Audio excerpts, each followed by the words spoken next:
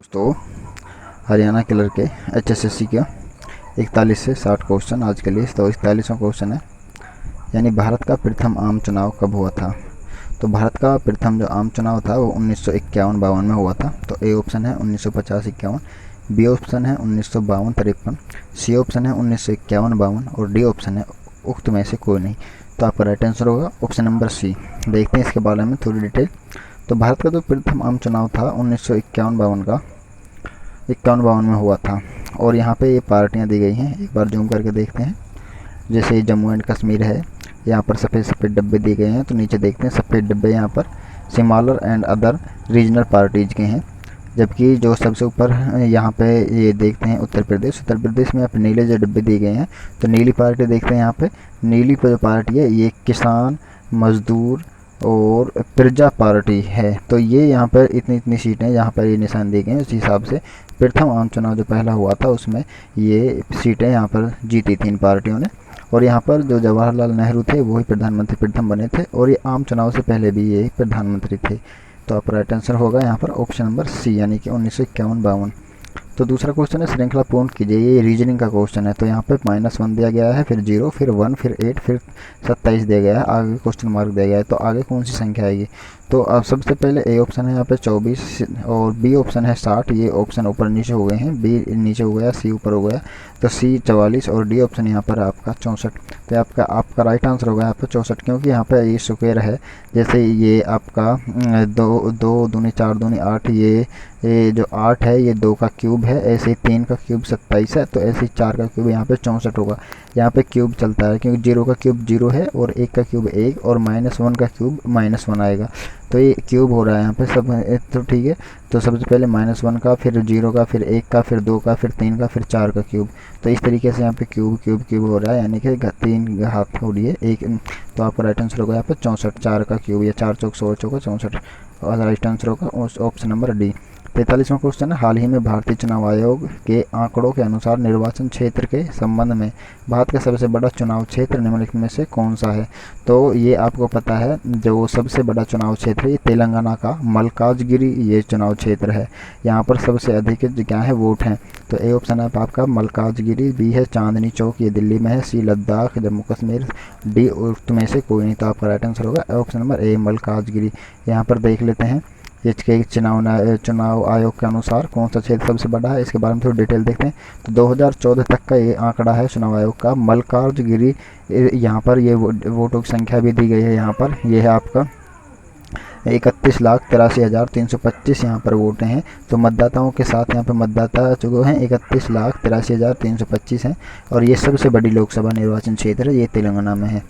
तो अगला क्वेश्चन 44 देखते हैं, यदि 2 की पावर 2x और -6 इंटू 2 की पावर x जमा 8 है तो बराबर 0 हो, तो x का मान कौन कौन से हो सकते हैं। तो x का मान 1 रखते हैं तो हम यहाँ पर आ जाएगा, यानी 2 की पावर जब x है, यानी 2 की पावर 2x है तो x की जगह हम रखते हैं 1, तो 2 एकम 2 आ जाएगा और 2 दूनी 4 आ जाएगा। इसी तरह 6 दुगुना 2 12 आ जाएगा, और 12 की पावर x की जगह हम 1 रखते हैं तो ये 12 का 12 ही रह जाएगा यहाँ पर। और ये जमा में 8 है, तो ये माइनस के 12 और माइनस के 12 में जमा के 8 गए तो यहाँ पे 4 बचे। जबकि ये जो 2 और 2 के ऊपर जो घात है वो 2 है, तो 2 दूनी 4 हो गया। तो ये आपका ये यहाँ पर कट जाएगा और ये 0 आ जाएगा। ऐसे ही 2 को हम x की जगह रखते हैं तो 2 की पावर 2x होगी, यानी कि 2 की पावर 4 हो गई यहाँ पे। और जब 2 की पावर यहाँ पर 4 होगी तो आपका ये आ जाएगा 2 दूनी 4 दूनी 8 दूनी 16 आ गया। तो 16 आ गया यहाँ पर प्लस का, जबकि माइनस का यहाँ पर 6 दूनी 12, 6 दूनी 12 माइनस के हैं, और उसकी 12 की घात हो गई यहाँ पर 2। तो ये नहीं, पहले 2 की घात नहीं करेंगे, 2 की घात हो गई यहाँ पर 4, तो 4 6 24 आ गया ये। तो 12 है प्लस का और ये 24 क्या है ये माइनस का। तो 8 ये प्लस का उसमें जुड़ जाएगा 16 में। 2 दूनी 4 दूनी 8 दूनी 16 आया था ना, 2 की पावर 4 16 आया था। 16 और 8 यहाँ पर 24, इसी तरह से 6 गुना 4 24, ये तो 24 से 24 कट जाएगा 0 आ जाएगा। तो आपका ए ऑप्शन जो है ये बिल्कुल आपका राइट आंसर होगा यहाँ पर 1 और 2। बी ऑप्शन है 0 1, सी है -1 -2 और डी ऑप्शन है इनमें से कोई नहीं। आपका राइट आंसर होगा ऑप्शन नंबर फर्स्ट, यानी ए। 45वें क्वेश्चन देखते हैं, निम्नलिखित में से कौन सी प्रेसिडेंसी शहर अंग्रेजों द्वारा भारत में स्थापित किए गए थे। तो सबसे पहले जब अंग्रेजों ने यहाँ पे प्रेसिडेंसी शहर स्थापित किए थे भारत में, तो वो कौन कौन से थे। तो यहाँ पे ए ऑप्शन है बॉम्बे, बंगाल, मद्रास, ये 3 शहर थे जो प्रेसिडेंसी शहर के रूप में स्थापित किए गए थे। अंग्रेजों द्वारा। तो बी ऑप्शन में बंगाल, दिल्ली, बॉम्बे। सी ऑप्शन में मद्रास, बंगाल, दिल्ली। डी ऑप्शन में है दिल्ली, बॉम्बे, मद्रास। बाकी तीनों ऑप्शन में दिल्ली दिल्ली है, जबकि दिल्ली इसमें प्रेसिडेंसी शहर में नहीं था। तो आपका ए ऑप्शन राइट आंसर होगा, यानी बॉम्बे, बंगाल और मद्रास। इसके बारे में थोड़ी डिटेल देख लेते हैं। यहाँ पर डिटेल दी गई है। ब्रिटिश भारत का 1858 प्रेसिडेंसी मैप। तो ये 3 जगह, ये देखो ये बटा हुआ है, ये आपका ये बंगाल प्रेसिडेंसी है, ये बॉम्बे प्रेसिडेंसी है और ये मद्रास प्रेसिडेंसी है। नीचे लिखा भी हुआ है 1930 के दशक का प्रेसिडेंसी मैप। ठीक है, इसके बारे में और थोड़ी जानकारी देखते हैं।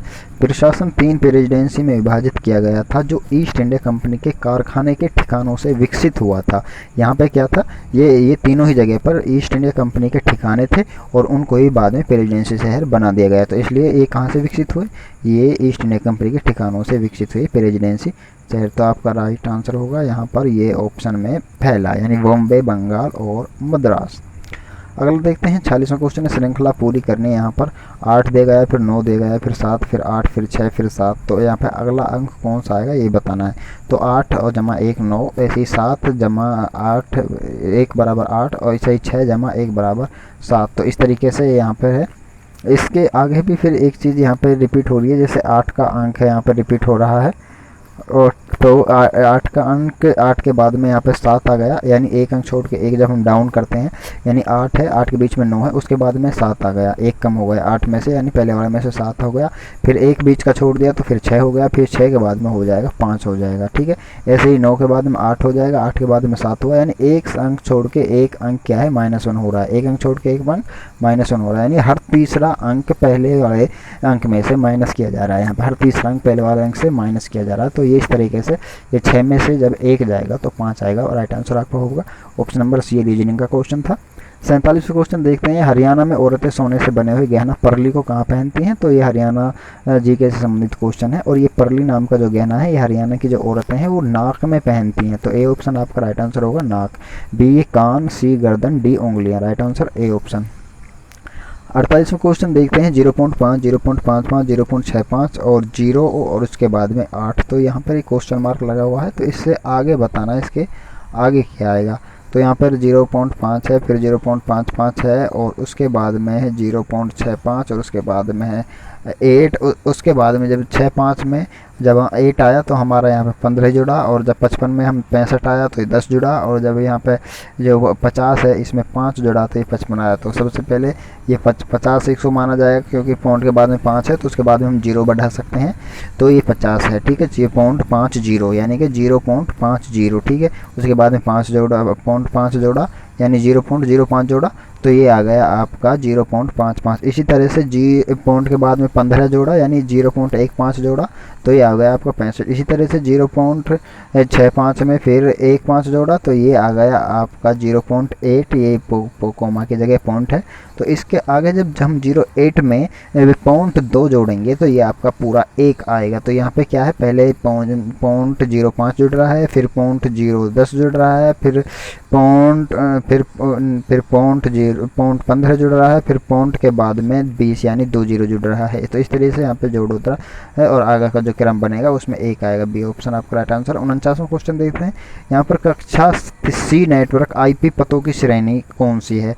तो यहाँ पे जो सी नेटवर्क, जो सी कक्षा यानी सी जो कक्षा में डिवाइड किया गया है कंप्यूटर की जो नेटवर्किंग है ये, तो इसमें जो ये भाषा से जुड़ी हुई है आईपी, तो पतों की जो श्रेणी है इनमें से वो कौन सी सी कक्षा में आती है। तो ए ऑप्शन है आपका 1.0,0.0। तो यहाँ पे आपका जो राइट आंसर होगा वो ऑप्शन नंबर डी है। डायरेक्ट देख लेते हैं ऑप्शन नंबर डी को। 192.0.0.0 से 223.255.255.0। तो यहाँ पे इसकी टेबल देख लेते हैं एक बार, इसमें टेबल में क्या दिखाया गया है। तो आप ये देखते हैं आईपी एड्रेस दिखाया गया है शुरू में, उसके बाद में बाइट्स है, उसके बाद में प्रेफिक्स है, उसके बाद में सबनेट मास्क है। तो इसमें ये दो नीचे वाला दिखाया गया है 2.55, ये वाला 192 ये दिखाया गया है आपका थर्ड लास्ट नंबर में ये दिखाया गया है, जो ये सी कक्षा का है 19.2.0.0.0। ठीक है, और इसी तरीके से फिर यहाँ पे ये आपका दूसरा वाला 2-2-3 वाला जो दिखाया गया है ये आपका यहाँ पे दिखाया गया है इस टेबल में। ये कहाँ पे है आपका, तो इसमें ये इस टेबल में नहीं दिखाया गया है यहाँ पे, बाकी यहाँ पे ये थर्ड लास्ट में ये दिखाया गया है। तो इस टेबल को थोड़ा समझ लेंगे और देख लेंगे अच्छे से। मुझको इसके बारे में ज़्यादा कंप्यूटर के बारे में जानकारी नहीं है, वैसे इसका right answer option number D होगा। 50वां क्वेश्चन है ये, उत्तर पूर्वी भारत में ताज़ा पानी की सबसे बड़ी झील है। तो उत्तर पूर्वी भारत में सबसे बड़ी जो ताज़ा पानी की झील है वो आपकी लोकतक झील है। और उसके ऊपर इसके और भी विशेषता दी गई है यहाँ पर, यानी कि उसके ऊपर तैरते हुए फुफदियों की वजह से विश्व में एकमात्र तैरते हुए झील के रूप में जाना जाता है। इसको विश्व की एकमात्र झील के रूप में क्यों जाना जाता है? क्योंकि इसके ऊपर क्या है, फुफदियाँ तैरती हैं और इन्हीं की वजह से पूरे विश्व में प्रसिद्ध है। तो ये एक इसकी खास विशेषता है। उक्त कथनों के अनुसार निम्नलिखित में से ये कौन सी झील है? तो ये लोकतक झील है। ए ऑप्शन है वुलर झील, बी में है लोकतक झील, सी में है डल झील और डी में है उसमें से कोई नहीं। तो आपका राइट आंसर होगा यहाँ पर लोकतक झील, यानी कि बी ऑप्शन। और ये लोकतक झील का आप देख सकते हैं, इसमें स्पष्ट रूप से फुफदी का दृश्य दिखाया गया है। और जो ये फुफदी होती है इसी के कारण ही ये पूरे विश्व में प्रसिद्ध है। ये याद रखने का पॉइंट है, ये इसकी विशेषता है खास, जो इसमें इसको एक अलग पहचान देती है। और ये आपका जो हमारे इंडिया में देख सकते हैं इसके तरह से दिखाई दे रही है मैप पर लोकतक झील, और ये मणिपुर में स्थित है। आपका 51वां क्वेश्चन देखते हैं। हरियाणा में बेनेटन समूह की एक शाखा है जो जूते, कपड़ा, बैग आदि का उत्पादन करती है, वह स्थान। तो आपको पता है बेनेटन जो है फैशन से जुड़ी हुई एक कंपनी है और इसी के एक ब्रांच में हमारे हरियाणा के गुड़गांव में स्थित है एक ब्रांच। जो यहाँ पे क्वेश्चन में बताया गया है कि ये जूते, कपड़ा, बैग आदि का उत्पादन करती है, ये विदेशी कंपनी। इसके बारे में डिटेल में थोड़ा आगे देखेंगे। पहले ऑप्शन देख लेते हैं। पहला ऑप्शन है फरीदाबाद, बी ऑप्शन है गुरुग्राम, सी ऑप्शन है पानीपत, डी ऑप्शन है भिवानी। तो आपका राइट आंसर होगा यहाँ पे यानी कि बी ऑप्शन, गुरुग्राम में बेनेटन समूह की एक कंपनी है। तो देखते हैं इसके बारे में थोड़ी डिटेल। जो बेनेटन ग्रुप है वह वैश्विक फैशन ब्रांड है एक, और जो 1965 में स्थापित किया गया था और ये इटली में स्थापित किया गया था। ठीक है, तो ये इटली की एक कंपनी है, इटली का एक ग्रुप है। ठीक है, और ये पोनजानो वेनेटो स्थान पर ये इटली में स्थापित किया गया था। तो बेनेटन ग्रुप जो है दुनिया भर में लगभग 5000 स्टोर हैं इसके। ठीक है, 5000 स्टोर इसके दुनिया में हैं और ये बेनेटन परिवार की पूर्ण समर्थन सहायक कंपनी है।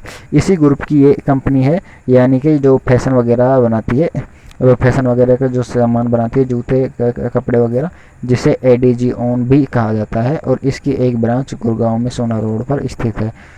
52वां क्वेश्चन देखते हैं। यदि एग्जामिनेशन का कोड 1 to 5 है, यानी कि इन सभी जो यहाँ पर अल्फाबेटिकल जो अक्षर दिए गए हैं इनके स्थान पर इनकी संख्या रखते हैं और संख्या रखने के बाद में उनको जोड़ करते हैं तो 125 आए। इसी तरह हार्डवर्क का जब हम कूट संख्या यहाँ पर रखेंगे तो H 8वें नंबर पर आता है, H की जगह 8, A फर्स्ट नंबर पर आता है, उसकी जगह पर 1। इसी तरह 18 नंबर पर आपका R आता है, इसी तरह 4 नंबर पर आपका D आता है।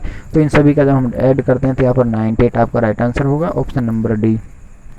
53 क्वेश्चन है, यानी कि अंतर्राष्ट्रीय आर्कटिक्स अनुसंधान बेस नॉर्वे पर भारत के सबसे पहले अनुसंधान स्टेशन का नाम क्या है? तो अंतर्राष्ट्रीय आर्कटिक्स अनुसंधान बेस, ये हो गया आपका इस नाम अनुसंधान का, और नॉर्वे पर ये भारत के सबसे पहले अनुसंधान स्टेशन का नाम। ठीक है, तो इसका नाम बताना है, ये जगह का नाम हो गया बेसिकली आर्कटिक्स अनुसंधान बेस। ठीक है, तो ए ऑप्शन है हिमाद्री, बी है शेषाद्री, सी है सह्याद्री और जो डी है उसमें से कोई नहीं। तो इसका आपका राइट आंसर होगा यानी कि हिमाद्री। इसके बारे में थोड़ा डिटेल देखते हैं। तो Himadri station Arctic research station है ये। ठीक है, हिमाद्री स्टेशन ये यहाँ पे लोकेशन में लाल कलर से दिखाया गया है, लाल बिंदी से। तो इसके नीचे देखते हैं, इसका निर्देशांक जो है 78 डिग्री पर है और 55 एन और 11 डिग्री 56 ईस्ट। तो ये आप देख सकते हैं यहाँ पर इसको, यानी हिमाद्री। अगला क्वेश्चन है आपका, अगला क्वेश्चन है हिमाद्री के बारे में ही, यहाँ पर थोड़ी डिटेल पहले देख लेते हैं। हिमाद्री भारत का पहला स्थायी आर्कटिक रिसर्च स्टेशन है जो स्पिट्सबर्गेन नॉर्वे में स्थित है। ठीक है, ये क्वेश्चन में भी चीज़ बताई गई है कि ये नॉर्वे में भारत का सबसे पहला ये नॉर्वे में स्थित है। ठीक है, ये नॉर्वे में स्थित है। ये अंतर्राष्ट्रीय Arctic research base NI legend पर स्थित है। ठीक है, NI लीजेंड नाम की जगह है जहाँ पर ये आप देख सकते हो लाल बिंदी लगी हुई है, यहाँ पर ये स्थित है। इसका उद्घाटन 1 जुलाई 2008 को पृथ्वी विज्ञान मंत्री द्वारा किया गया था। 1 जुलाई 2008 को जो समय के जो विज्ञान मंत्री थे उनके द्वारा इसका उद्घाटन किया गया था। और ये उत्तरी ध्रुव से 1200 किलोमीटर यानी 50 मील की दूरी पर ये स्थित है। तो उत्तरी ध्रुव जो यहाँ पे देखते हैं, उत्तरी ध्रुव यानी ऊपर की तरफ हम जब इसको देखेंगे तो ये लगभग यहाँ पर 1200 किलोमीटर या फिर 50 मील की दूरी पर उत्तरी ध्रुव से ये यहाँ पे पड़ेगा। तो आपका राइट आंसर होगा यहाँ पर बेसिकली ए ऑप्शन यानी हिमाद्री। अगला क्वेश्चन देखते हैं 54वां, यानी रीजनिंग का क्वेश्चन है। AG और IO इसी तरह से इस कूट बनाना है EK का, तो EK का जो कूट बनेगा वो MS बनेगा यहाँ पर। अगला देखते हैं 55वां क्वेश्चन, एक 30 डिग्री नत समतल के साथ 10 मीटर तक एक 100 किलोग्राम के खंड की संभाव्य ऊर्जा है। तो यहाँ पे संभाव्य ऊर्जा बतानी है। तो संभाव्य ऊर्जा का जो यहाँ पे जब हम इसका जो फॉर्मूला है उसके द्वारा जब हम इसको निकालेंगे तो इसका जो राइट आंसर आएगा वो आएगा 490 जूल। ठीक है, तो आपका राइट आंसर होगा ऑप्शन नंबर बी। 56वां क्वेश्चन देखते हैं, मोरनी और टिपरा श्रेणियाँ द्वारा अलग होती हैं। यानी कि मोरनी और टिपरा जो दो श्रेणियाँ हैं उनके बीच में कौन सी नदी है जो उनको अलग अलग करती है? तो वो घग्गर नदी है। ए ऑप्शन नदी घग्गर, बी है मारकंड, सी है सारस्वत और डी है यमुना नदी। तो आपका राइट आंसर होगा ए ऑप्शन यानी कि नदी घग्गर है।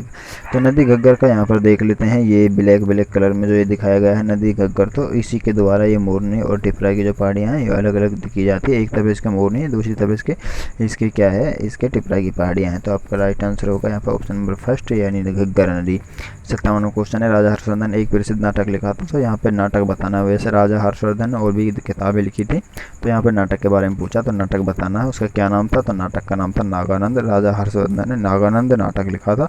बी ऑप्शन में नारायणियम, सी ऑप्शन में भरतांजलि, डी ऑप्शन में उसमें से कोई नहीं। तो आपका राइट आंसर होगा यानी नागानंद ऑप्शन नंबर फर्स्ट। यहाँ पे देखते हैं एक पेपरेंट यानी फोटो फर्स्ट पेज का नागानंद नाटक का, ये हर्षवर्धन ने लिखा था।